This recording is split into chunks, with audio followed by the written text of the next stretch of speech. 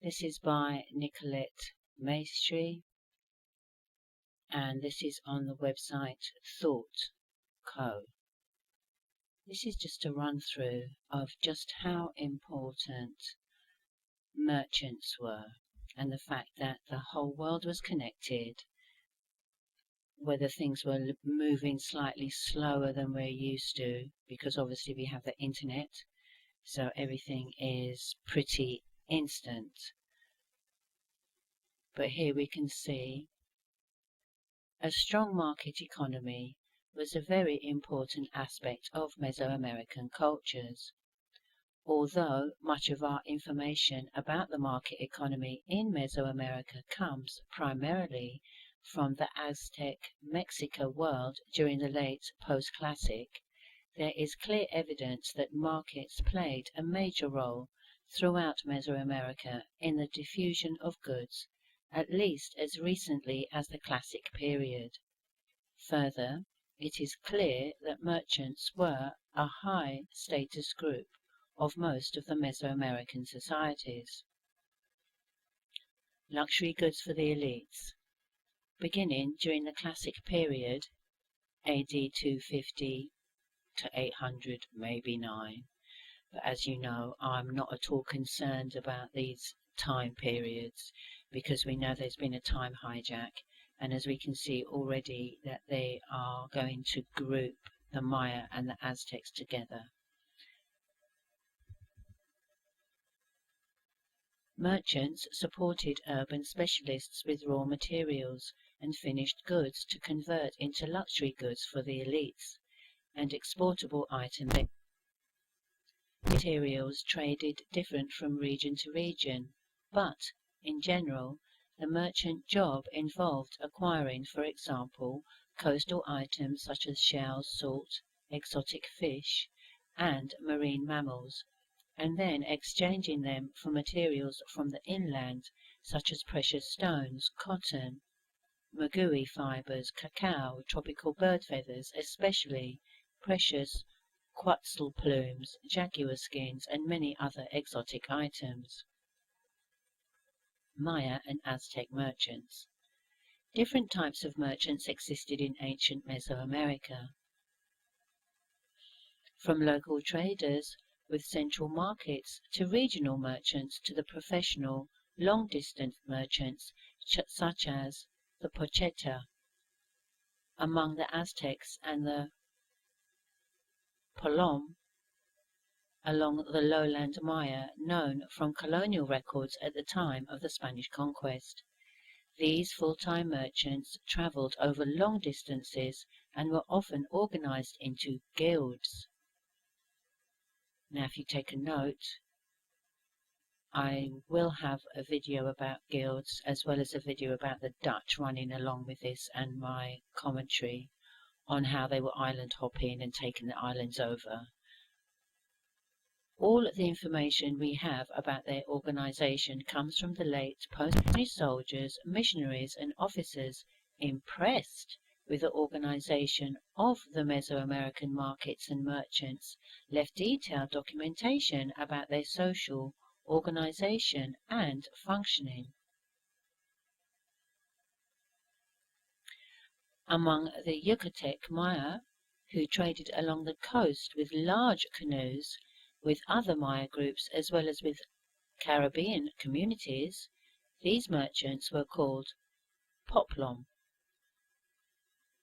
Sorry, it's not poplom. It's just polom. The polom were long-distance traders who usually came from noble families and led trading expeditions to acquire valuable raw materials. Probably the most famous category of merchants in post-classic Mesoamerica, though, was one of the pocheta, who were full-time, long-distance merchants, as well as informants of the Aztec Empire. The Spanish left a detailed description of the social and political role of this group in the Aztec society. This allowed historians and archaeologists to reconstruct in detail the lifestyle as well as the organization of the Pochteca.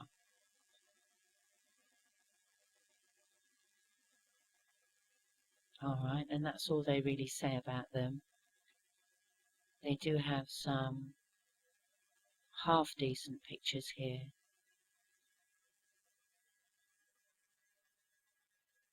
So now we're just going to jump straight into the Dutch Atlantic connections.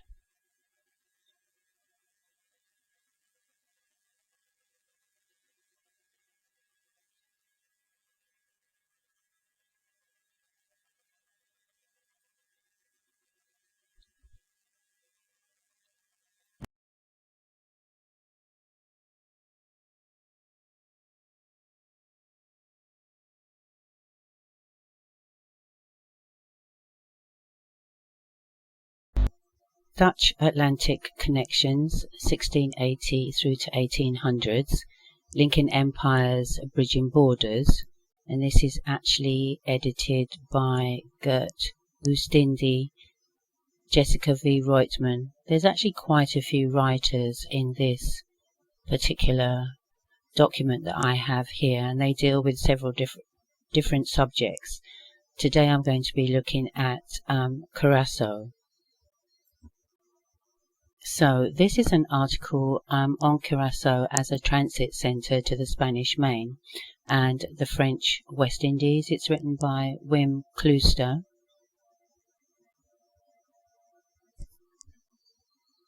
And I know that Copper Hotstep has done a really good build on Curaçao already. I don't think he looked at it from the point of view of the aspect that I'm looking at Curaçao, and that's the thing, because they've compartmentalized everything. That, as you can see with this particular document, everybody is looking at a different aspect of just slavery itself. I'm actually looking at the fact that when there's an act of war or a takeover, what happens is they go and they establish themselves in one place. They leave operatives there. That is then their springboard stroke safe haven to then either go further inland of the place they've just landed on, as your supply of men and provisions, etc. would demand you be able how far you can go out, or you can go further out to sea to go and find more land. So this is how they're really using the islands as springboards to propel themselves forward to eventually get to the mainland. So it's not surprising then when you see paintings and sketches of tents and teepees, etc., or something of that nature, because it's an ideal temporary home when you're dealing with battle or you're dealing with negotiation with your enemy, because unless they've actually encroached on your land and reached into your city gates, in which case there's probably not much need for negotiation at that point, then you're going to take it outside of your important centres of finance and commerce. So what I'm really examining are networks and communications that particular groups fostered and maintained, because there are certain labels that we're given, certain words that we're given that I'm not altogether happy with, and one of them is more.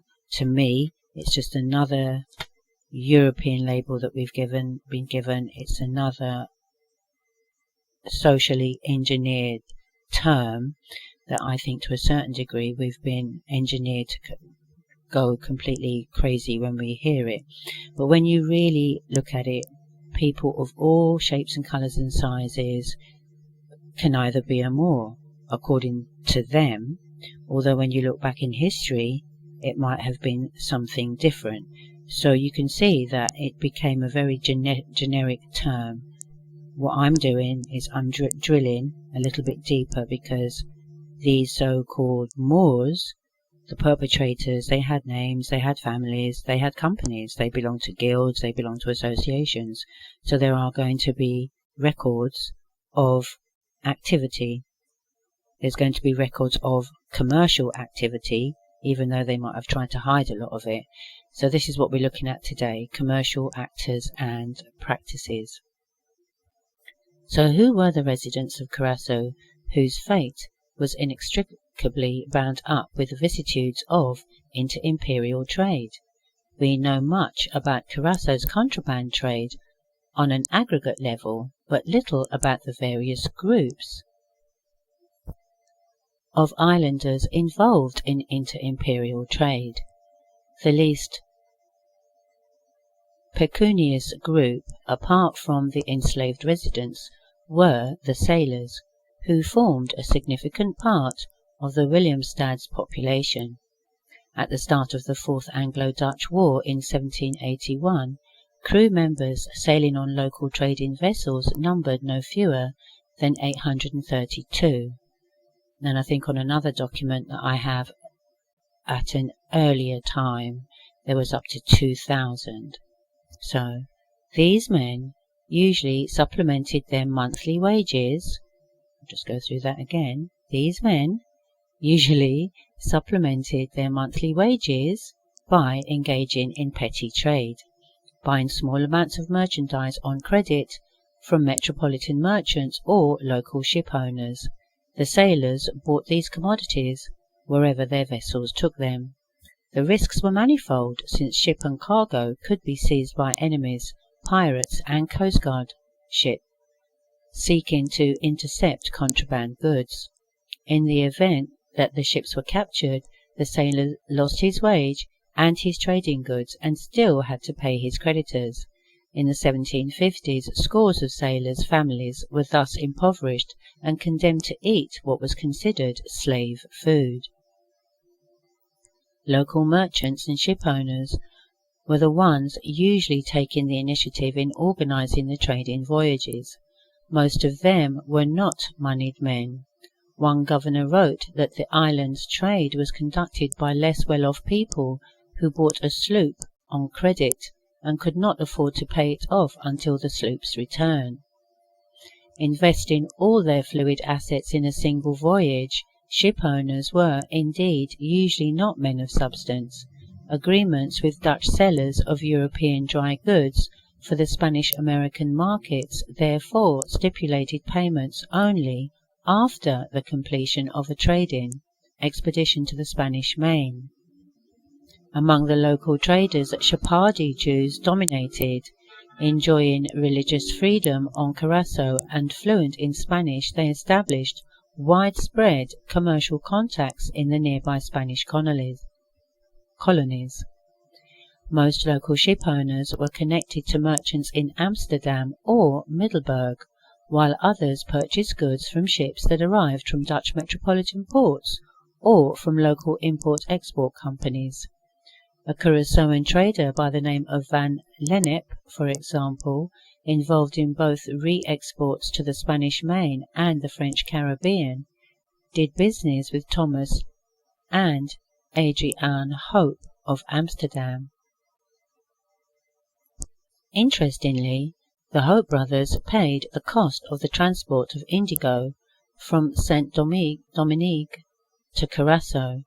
Detailed information is available regarding two Curaçaoan companies, which will provide some insights into the multiplicity of commercial contacts that existed between the Dutch island on the one hand and Europe and the Americas on the other. One of these two companies was co-founded by Isaac Fish, 1687 to 1758, and that name pops up in another document, except it's spelt slightly differently, and it's probably the same person. A Swiss native who was Curaçao's governor from 1740 through to 1758. After fighting on both sides during the War of the Spanish Succession, Fish joined the company of his brother Johann Rudolph in Amsterdam. Their activities included the dispatch of French and Dutch textiles to the Caribbean. After his brother's premature death in 1718, Isaac continued the business with his widowed sister-in-law, but lost most of its capital by speculating in shares, of the Compagnie d'Occident, a joint stock company that had received monopoly trading rights in the Caribbean and North America from the French government. And this is what I'm saying, where they're making it out as if it's all very, very random, which to a certain degree, I suppose there had to be a certain amount of randomness to it. But you've got a group of people who are setting up their own trading deals, their own trading contracts, where, as you'll see later, you've got the governments that are trying to say, no, don't do that. We want sole rights, and are trying to tax them. The merchants are saying, we don't want one of that. We want freedom to be able to do what we want to do, basically. As profits could not keep up with speculation in the company's shares, so already you've got a stock market as such going, in 1720 the bubble burst. Isaac's fortunes changed after he took up his duties at the Dutch West India Company and his appointment as commander of St. Eustatius. En route to his destination, Feisch met Johann Jacob Hoffmann, a fellow native of Basel, who he may have known before. Hoffmann was on his way to become the secretary of the neighbouring Dutch colony of St. Martin, but beyond his administrative expertise, he had unmistakable commercial talents as well. The two soon joined hands as business associates and founded a company on St. Eustatius. Following Feisch's appointment as governor of Curaçao in 1740, they dissolved their company. Hoffmann became the company's front man, since Feisch was told by the West Indian Company to discontinue his commercial pursuits. During the next 2 years, Hoffmann displayed tremendous commercial activity before returning to Europe and leaving the company to Isaac's nephew, the son of the governor's merchant brother. So we can see same thing that we see today. Basically, it's a game of swapping chairs. It was men like Feisch and Hoffmann who constructed the even closer commercial ties between Curaçao and the French West Indies. Both men were agents for firms in Amsterdam, Haarlem and Leiden, receiving their products on consignment and selling them in Curaçao or sending them on to their own agents on other Dutch islands. Alongside their commission business, both men exported colonial American crops for their own account, which they sent to Amsterdam. And here we see the cycle. So notice they said crops, but what was coming out of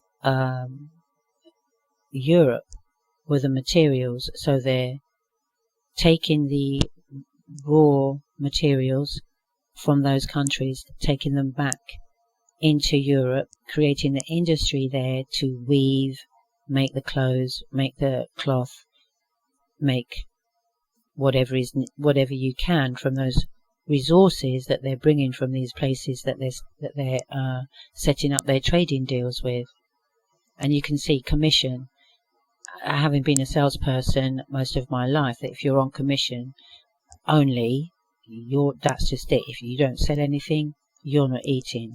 So that gets quite ruthless then. There they maintained commissioners, more commission, who sold on commission. So basically, if you can sell this for me, you'll get a money. If you don't sell anything, you're not getting anything. And I probably won't keep you on because you're of no use to me. The crops included sugar from Guadeloupe, Martinique, and Saint Dominique, tobacco from Puerto Rico, Santo Domingo, and St. Vincent, coffee from Guadeloupe and Martinique, and cacao from Venezuela. In addition, the couple from Basel arranged for the sale of these same products to the Dutch Republic for the account of locally established Dutch merchants. On behalf of French merchants, they also sold products from Guadeloupe and Martinique into Amsterdam. In addition, Hoffman was involved in purchasing slaves from the British Islands, planning at one point to bypass the tax on slaves who arrived at Willemstad by dressing the slaves up as sailors. Okay, so you notice he was going to nick them from England and bring them over here and dress them up.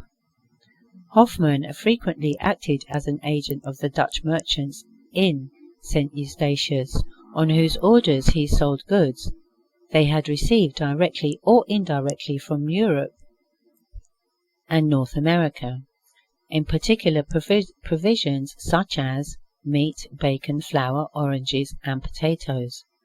At the same time, Hoffman purchased cacao, hides, and mules for the stations, which they then resold. Hoffman seemed to have been involved in virtually every imaginable commercial pursuit. He was an intermediary in the sale of ships. Well, was he really selling them? Because if we notice further earlier on, they said, no, they were not moneyed men. They were leasing the ships, and they didn't often have the money until they'd sold the goods that they had traded.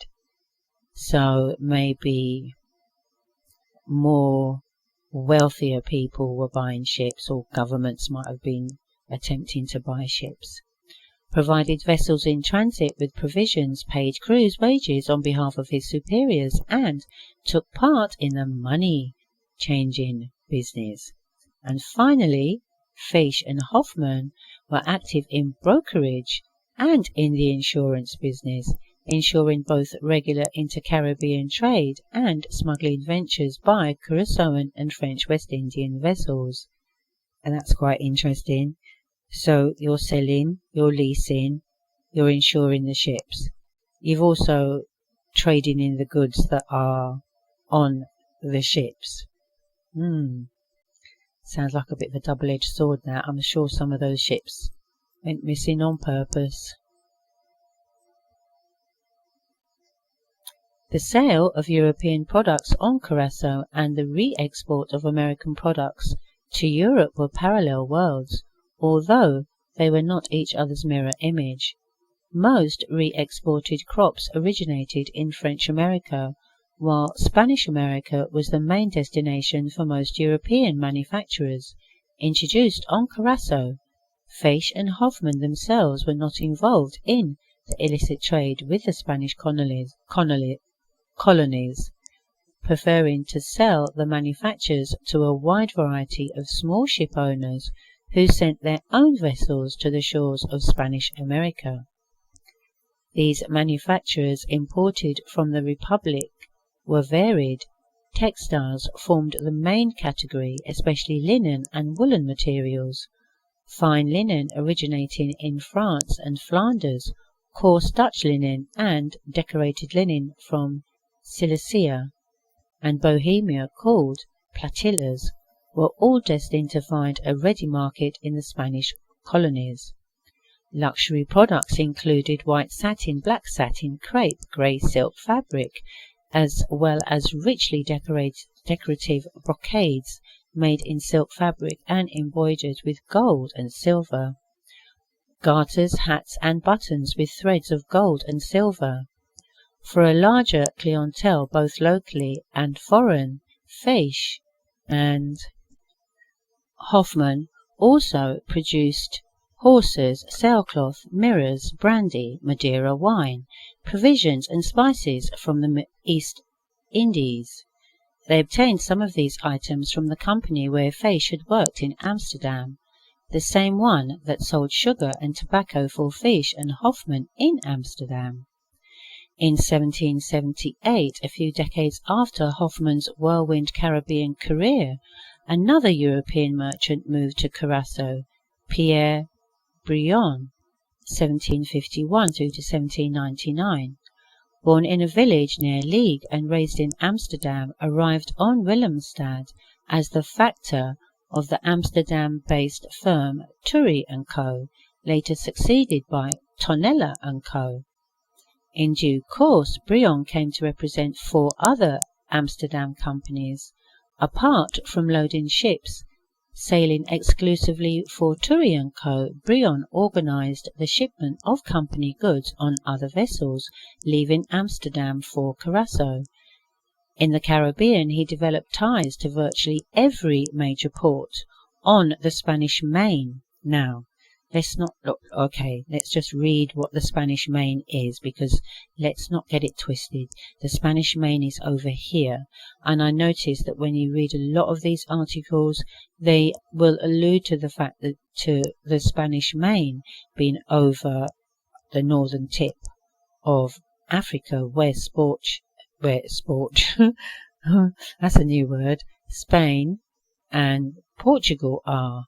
But in fact, the Spanish Main is over here, and these are some of the places that were part of the Spanish Main.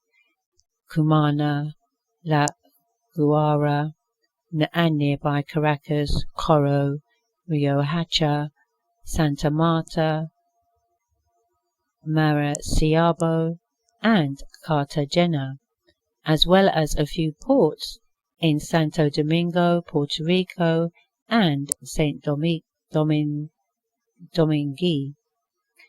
especially Cape Francais, Le Caze, and Jacmel. In 1781 alone, these two vessels that Brion had fitted out for the Curaçao Cape Francais run were captured by English privateers. In the last years of his life, when his reputation earned him a position on the island's council, he added contacts in St. Thomas and ports on the eastern seaboard of the United States. In the wide range of his endeavours, Brion resembled Hoffman. He bought and sold ships, and, on one occasion, gunpowder, across imperial borders, collected debts in foreign colonies on behalf of other foreigners, and assumed the administration of one Curaçaoan plantation. And this is where, when I go into my plantation Jamaica, you can see that people like him, in that he was managing the plantation, were numerous, and this is where you get the rise of a certain class over in the islands and in Jamaica. In the year before he moved to Curaçao, Brion, already in the employ of Tourian and Co., had visited the two brothers, Joseph Anton and Peter Paul Obwexer, in Augsburg, who ran a banking firm that had branched out into the textile business, buying textiles throughout Germany and running a cotton factory. Told you, so they were bringing the raw goods over there, and then they create the industry, because then their people have to weave it, start making the fabrics, etc.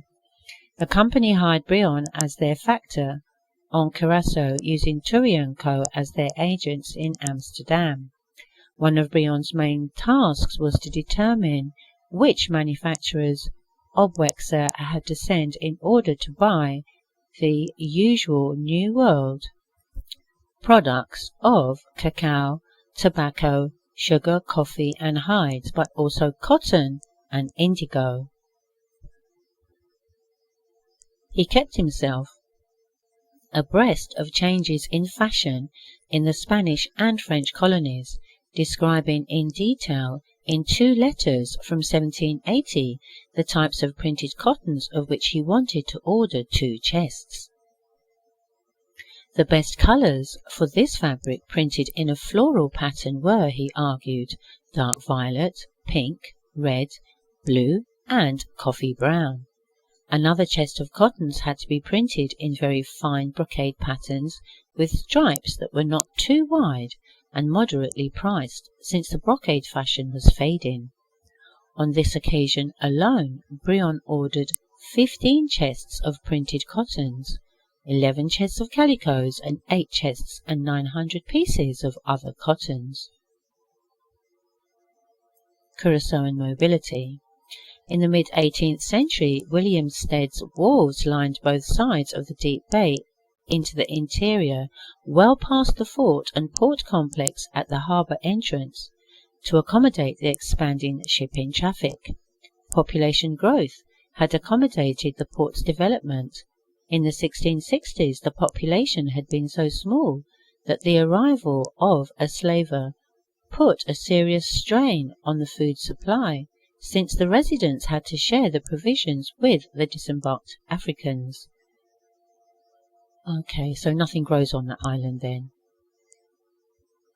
It was not until the early 18th century that the town, which in the past, well, of course, they would be, if they're all foreigners and they are really wanting to eat foreign food, then yes, that would put a strain, because then that depends on how many ships are coming in, doesn't it? If they're not eating the local produce, because I'm sure those islands are producing some sort of food.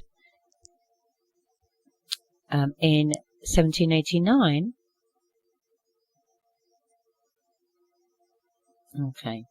it was not until the early 18th century that the town, which in the past had been overshadowed by the military base, because it was initially a naval base, yes, transformed into a fully fledged port city.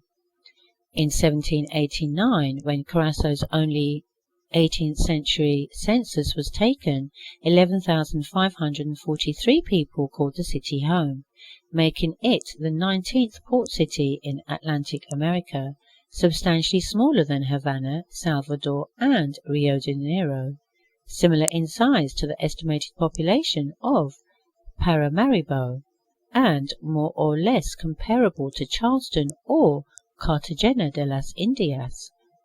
At the same time, Williamstad was the 7th port in the insular Caribbean, smaller only than Havana. Kingston, Cape Francais, Santiago de Cuba, and Bridgetown, larger than Santo Domingo, Port-au-Prince, and San Juan, Puerto Rico, and much larger than Oranjestad. Orange? Most of these ports had seen their populations grown in the same period from the late 17th to the late 18th century. Attention has traditionally focused on the activities of merchants in shipping Curaçao's transit center. As organizations of trading ventures, they provided the island with an economic foundation, and did so in the face of multiple challenges. When Johann Hoffmann returned to the Old World in 1742, he considered a young man with a job in Europe infinitely happier than the foremost merchant in the Americas, where fortunes were no longer made so fast. The merchants were, of course, not alone in constructing Curaçao's commercial world. Sailors, fishermen, caulkers, dockhands, warehouse workers, and sailmakers were all needed to keep the entrepot afloat. As the 18th century advanced, more and more blacks and coloured men held these jobs, and by mid-century slaves came to dominate the port-related occupations. Members of the island's ruling council estimated as early as 1741 that 2/3 of the sailors were either slaves or free people of colour, or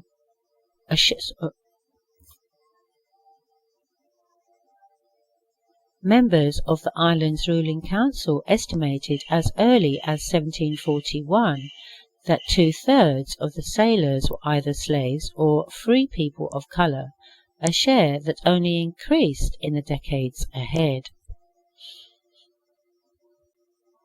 And here we see some of the figures. Havana 44,000, Salvador 39, Rio de Janeiro 38, New York 33, 29, Philadelphia 28, 26, 20, all of these various places. I think really they're counting, the people that they're counting are either their direct slaves or the people that have come under their jurisdiction because of acts of war. And again you see there's a Cartagena de las Indias, which is over here. It's not over in Africa.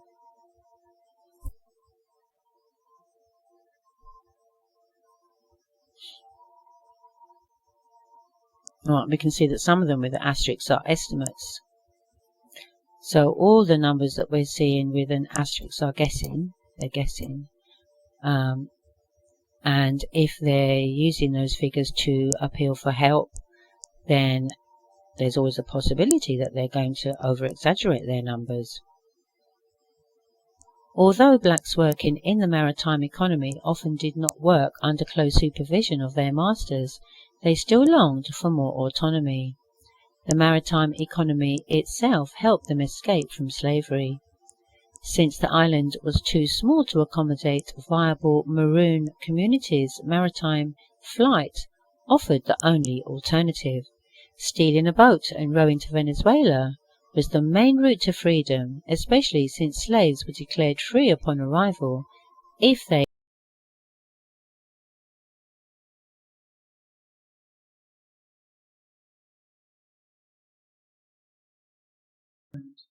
there we go, the sellout. Like their enslaved brother and sisters, free Curaçaoans of colour were remarkably mobile, sojourning and settling in a variety of foreign colonies. One of them took part in the British siege of Havana in 1762. Towards the end of the siege, sailor Francisco Antonio, a black man from Curaçao, was listed as one of the deserters of the expedition that the Spanish kept in jail. Most of these interred men and women travelled individually, but at least in one place a large group of Curaçao-born blacks and mulattoes settled down. A total of 156 of them lived on the Danish island of St. Thomas in 1803, representing the largest contingent of people of colour not native to that island, with native Statians occupying third place. The women in their midst listed themselves as seamstresses and cooks, but were in reality petty traders, whose knowledge of Spanish and Spanish customs served them well. I find that a little bit disingenuous, probably because my mother was a seamstress, and that was, I mean, maybe they were petty traders, but if they had those skills still, again, you're looking at people whose normal lifestyle has been displaced. So it might be that they have to resort to petty trading because the trading that they were doing before has been severely interrupted. The customers that they had before aren't there anymore. Everybody's running war. All kinds of things are going on. The trading routes also enabled free blacks and mulattoes from other parts of the Caribbean to make their way to Curaçao. Those from Spanish-speaking areas came to squat on plantations and on the conucos, the small plots of land cultivated by free and enslaved Curaçaoans. On various occasions, the government took action against them by forcing them to help repair the main fort or threatening them with forced labour if they did not leave within 2 weeks. Alternatively, the authorities used the free foreign non-whites to boost the militia ranks. Okay, we're going to wind up now with the conclusion. The main commercial development in 18th century Curaçao was the intensification of contracts with the French Caribbean. While merchants in metropolitan Dutch ports and their Curaçaoan correspondents had previously used the island primarily as a gateway to the Spanish-American markets, they now discovered the possibilities of trade with Guadeloupe, Martinique, and Saint Domingue, producers of vast amounts of sugar, coffee, and indigo. Traders on Curaçao itself sent vessels to these colonies and devised an original way to tap French colonial markets by using their long-established contacts on the Spanish Main to transport mules to the French islands where these animals propelled the sugar mills. Old and new trading routes alike did not only convey commodities, they also enabled the mobility of the crews of the numerous sloops and schooners owned by the islanders and of free people who could afford the cost of their passage. There we go. So there again, you see, you've got an element of freedom of movement that we're not being told about. Because even if the ship is yours, or even if you're leasing the ship, if customers are going to be paying you to go from one place to another, that's where they wish to take the same route that you're going to be giving them money. You're going to take that money. So it's not just, it's cargo of every single, just like today, cargo of every single possible variety that our brains could imagine. And while Crusoean vessels continued to transport bonded Africans for sale throughout the Caribbean, lots of visuals there to stimulate thought, bit of a dot connector. While we were looking at the main actors and their activity over here and their island hopping and then setting up their networks, we also examined what they were saying about their own history with regards to the Dutch Republic and Amsterdam and a bit of Russia as well. One of the reasons I actually like to concentrate on the islands is because of their physical location and where they're positioned geopolitically in the world stage, specifically with regard to trade. So much so that to this day, the relationships that the islands have with the so-called Old World is still a reflection of the activity of colonizers, of dumb diversers of the 1500s. And actually, we are the remnants of a larger landmass, and I'll explain why I think that, and why I think that's important as I carry on to go into the bit more history about how these islands were taken over. Because we can clearly see there was a plan, a careful plan, laid out plan by the church, sent out their missionaries or their Jesuit priests who were not only going on a recruiting mission, but they were going on a fact-finding venture as well. And this is where merchants come in. They would have been really a class of their own who would have held a status somewhere between a politician and a superstar if we're going to compare it to today's social activity. So they would be coming with news from exotic places, exotic foods and materials, all kinds of wonderful tales. So of course they would have held a special class, as would the elite, because they would have been in a position to travel in a similar manner as well. As I said, we did see some Dutch hubris there. When I was growing up, I was taught, as far as the Dutch were concerned, a little boy stuck his finger in the dam or in the dike to stop it from flooding, and they invented wooden shoes, clogs. But according to that documentary that we just saw there, they invented just about everything. But just those two books alone completely showed that all of that documentary was just a complete and utter lie, because the technology from extracting and how they treated the plants to extract the fibres to make the materials, the big looms where they were looming great swaths of cloth, was here. They were doing that here. And I'm pretty convinced actually that since they told us that the Chinese had over 5,000 uses of hemp, that was probably one of the first seeds of trade that we actually allowed them to have. But again, we have to question those images, because what about those boats and all those things that we were seeing that was going on over here? And what about those moors and the dragons and the mounds? You know, was that the Ark of the Covenant that I was actually looking at there? And that's before we even look at the fact that the classification for Mongul is nothing like what we know today. Again, we can see that there's this cross between somnambulism and cognitive dissonance. Somnambulism is actually a higher form of sleepwalking, because you're actually trying to still do complicated tasks like cooking a meal, etc. And if you're asleep, that can be kind of dangerous. But it shows you the type of mindset with the Theodore de Breys and the Frederick Remingtons, that they can have text in front of them describing what those people look like, but yet still they're going to create images of people that are not really dissimilar to themselves. So they've made pretty much of a right old mess of everything, really trying to force themselves into areas where they never were. And even looking at pictures of Genghis Khan, he doesn't look anything like the 2020 classification, that extra pink, extra slant-eyed, hardly any hair on his head depiction that we see.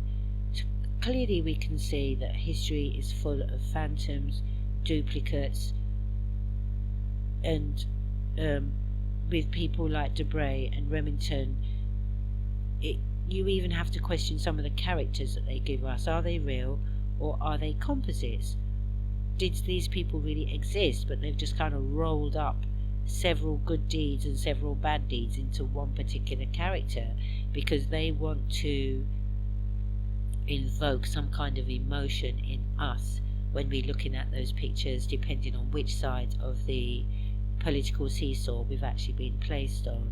As I said, look at Genghis, really. I mean, he looks more Negro than Chinese to me. Again, when we look in Races of Man, we could see that the picture of the depiction of the Mongol is more Negro than Chinese. And this is why I say that your family connections, your family stories, be they of valor or bad behavior, it doesn't really matter, because guess what, they're real. And that's the most important thing. They're real because they are actually going to show you the roots from the tree from which you spring, because these people have really been turning things upside down and inside out for the longest time. I mean, even that party that George went to, he was the ambassador of Holland. Who knew when you were getting English education that he was also the ambassador of Holland?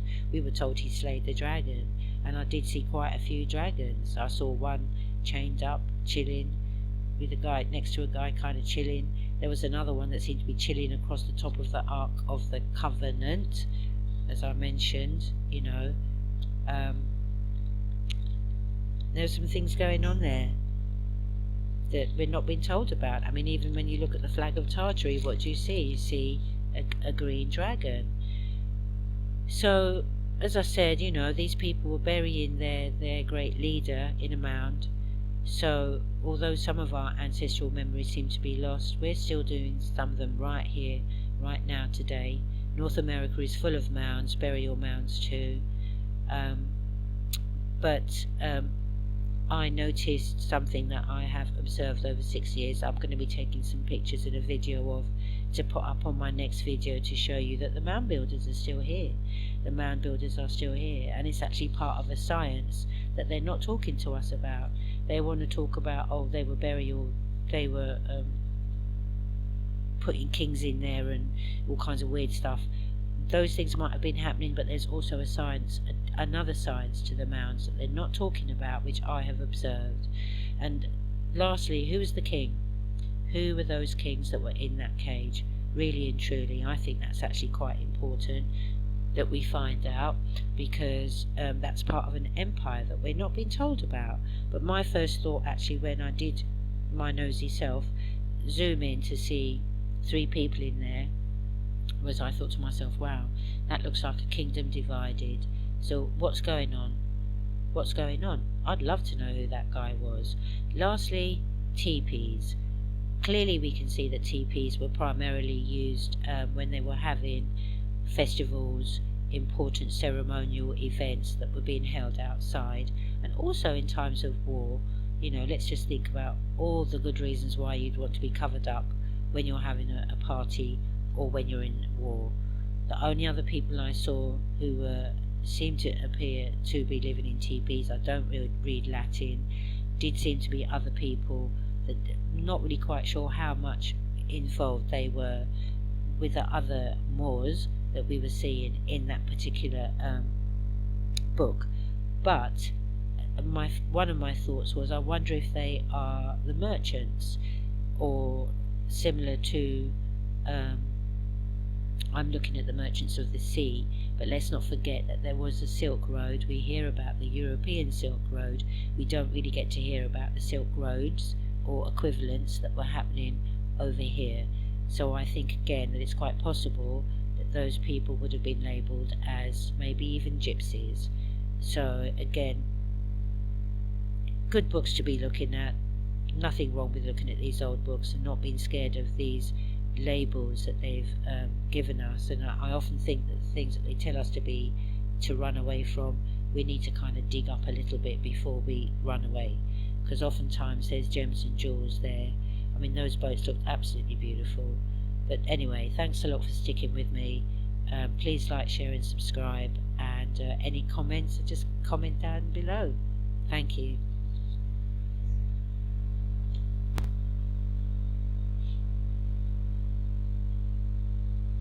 Computer.